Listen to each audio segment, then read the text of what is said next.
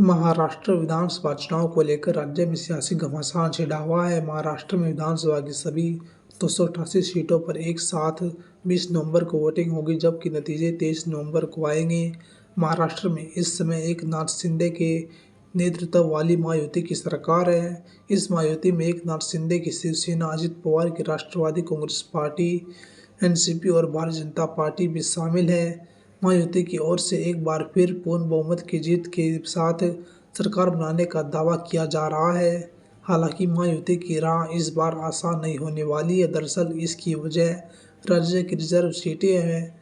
महाराष्ट्र की आरक्षित सीटों पर बीजेपी और उसके सहयोगियों को 2014 के बाद से लगातार नुकसान हो रहा है। महाराष्ट्र में भाजपा को 2014 के विधानसभा चुनाव से लेकर हाल ही में हुए लोकसभा चुनाव तक अनुसूचित जाति आरक्षित सीटों में गिरावट देखनी पड़ी है। वहीं महाविकास आघाड़ी द्वारा दलित मतदाताओं को ध्यान में रखते संविधान बचाओ के नारे से भी बहुत फायदा हुआ है। 2014 विधानसभा चुनाव में बीजेपी सबसे बड़ी पार्टी बनकर उभरी और महाराष्ट्र में सरकार बनाने के लिए बीजेपी ने तत्कालीन अविभाजित शिवसेना के साथ गठबंधन किया, जिसमें 29 आरक्षित सीटों में से 15 पर बीजेपी ने जीत हासिल की और शिवसेना ने 9 सीटें जीती। इस दौरान बीजेपी ने ऑल ओवर अच्छा प्रदर्शन किया था।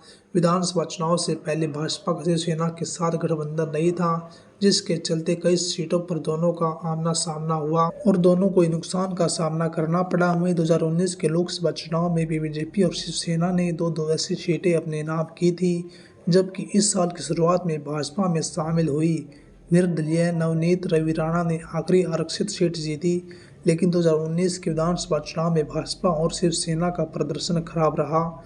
बीजेपी ने 9 और शिवसेना ने 5 ऐसी सीटों पर जीत हासिल की। वहीं कांग्रेस और एनसीपी ने 7 और 6 सीटें जीती। इसके अलावा बाकी की 2 सीटों पर निर्दलीय उम्मीदवारों ने जीत हासिल की।